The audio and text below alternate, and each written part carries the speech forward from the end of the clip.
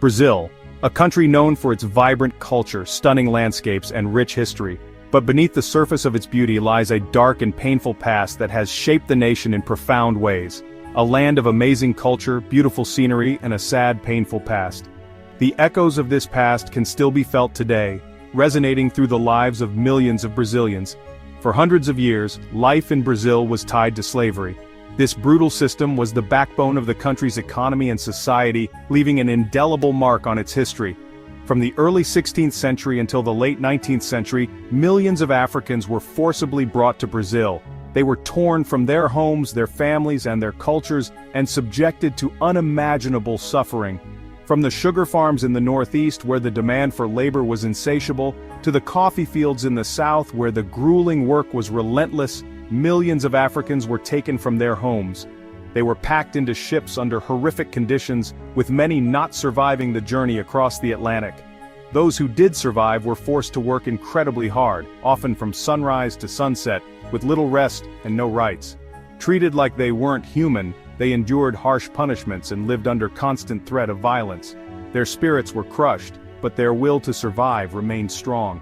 Despite the inhumane conditions, they found ways to resist and maintain their cultural identities. This is the story of that terrible system, a system that dehumanized millions and left a legacy of pain and suffering. It's the story of the many lives lost and broken, but it's also a story of resilience and strength, and it's the story of the strong will of those who survived. Despite the odds, they managed to preserve their heritage and pass it down through generations. Slavery in Brazil lasted for over 300 years. It was a period marked by immense suffering and injustice. The Portuguese who controlled Brazil started a huge trade in human beings. They saw the African people as mere commodities to be bought and sold for profit. African men, women, and children were stolen from their homes and families. They were subjected to a brutal journey across the Atlantic, known as the Middle Passage. They were put on ships across the Atlantic in terrible conditions, packed together like objects. Many did not survive the journey, succumbing to disease, malnutrition, and abuse. Those who lived through the dangerous trip arrived in Brazil only to face a life of unimaginable hardship. They were sold in markets, treated as property, and forced into a life of relentless labor. Slavery was a part of everything in Brazil. It shaped its economy, its social structure, and its culture. The wealth generated from the labor of enslaved people fueled the growth of the Brazilian economy. Sugar, coffee, gold, and diamonds. All these riches came at a terrible price. The forced labor of millions of Africans made the Portuguese colonizers rich and helped the Brazilian economy grow. But this wealth was built on exploitation, cruelty, and unfairness. The legacy of slavery is still felt in Brazil today. The descendants of enslaved Africans still deal with the effects of that terrible system. They experience racism, economic inequality, and social marginalization. The story of slavery in Brazil is a story of pain and suffering, but also of resilience and survival. It's a story that must be remembered and told, so that the lessons of the past are not forgotten. In this system of organized cruelty where human lives were reduced to mere commodities, the stories of those who lived through it reveal the depth of suffering and inhumanity. There were countless individuals whose lives were marked by unimaginable hardship and pain, and their stories show us just how bad things were. These stories are not just historical footnotes, they are powerful reminders of the resilience and strength of the human spirit in the face of overwhelming adversity. One such person was Pata Seca, a name whispered among historians, a name that has become synonymous with the horrors of slave breeding. His life, though shrouded in mystery, offers a glimpse into the brutal realities of slavery in Brazil.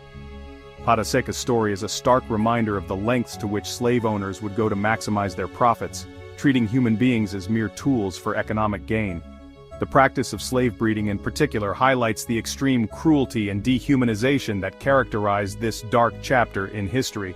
Pata Seca's life, though not fully known, reminds us how slavery took away people's humanity. His existence was defined by the oppressive system that sought to strip him of his identity and reduce him to a mere instrument of labor and reproduction. His story, pieced together from fragmented records and oral histories passed down through generations, paints a terrible picture of a man trapped in a system meant to control him. It is a story of survival against all odds, of enduring unimaginable suffering while clinging to the hope of freedom. Born into slavery on a Brazilian plantation, Pataseca's early life was filled with the harsh realities of being a slave. From a young age, he was subjected to grueling labor, harsh punishments, and a complete lack of personal freedom. He wasn't seen as a person with hopes and dreams, but as property, a tool to make money. His value was measured not by his humanity, but by his ability to work and later to produce more slaves. His days were filled with hard labor, toiling under the scorching sun, performing backbreaking tasks that left him physically and emotionally exhausted. His nights offered little rest from the physical and emotional pain. The small, cramped quarters provided no comfort, and the constant threat of punishment loomed over him even in his sleep. But Pataseca's story gets even worse, because he was forced to become a breeder. This role, imposed upon him by his owners, added another layer of cruelty to his already unbearable existence. Slave breeding shows just how cruel slavery could be. It was a practice that stripped away the last vestiges of personal autonomy and dignity, reducing individuals to mere instruments of reproduction. Slave owners, wanting more money and not caring about human life, wanted to increase their profits by treating enslaved people like animals. They saw breeding as a way to ensure a steady supply of labor without the cost of purchasing new slaves. Men and women like Pataseca were forced to have children, not because they wanted to, but to create more slaves. This practice tore apart families and inflicted deep psychological wounds that would last for generations. It's hard to imagine the mental and emotional pain this caused. The trauma of being forced to breed, of having one's children taken away and sold, left scars that would never fully heal. Pataseca, with no control over his life, became a piece in a terrible game. His story is a testament to the resilience of the human spirit, but also a sobering reminder of the depths of human cruelty. His story, though hard to tell, is an important part of the history of slavery in Brazil. It is a story that must be remembered and retold, so that the horrors of the past are never forgotten. A reminder of the worst parts of humanity, Pataseca's life serves as a powerful call to remember and learn from history, ensuring that such atrocities are never repeated. Slave breeding was a planned and awful system meant to make more slaves for profit. This system was not just a byproduct of slavery but a deliberate and calculated strategy to maximize the economic benefits for slave owners. It was a cruel and inhumane practice that stripped individuals of their humanity and reduced them to mere commodities. Slave owners, driven by greed, saw enslaved men and women as things to be bought and sold. They viewed these individuals not as human beings with emotions, dreams, and families, but as assets that could be traded, exploited, and manipulated for financial gain. The dehumanization was systematic and pervasive, affecting every aspect of the enslaved people's lives. They carefully tracked pregnancies, forced people to have children, and separated families, all to increase their number of slaves. The emotional and psychological toll of these practices was immense. Families were torn apart, children were taken from their mothers, and individuals were forced into relationships against their will, all in the name of profit. This cruelty wasn't a mistake. It was a plan to keep a workforce without buying more slaves. By breeding their own slaves, owners could ensure a steady supply of labor without the additional costs associated with purchasing new slaves.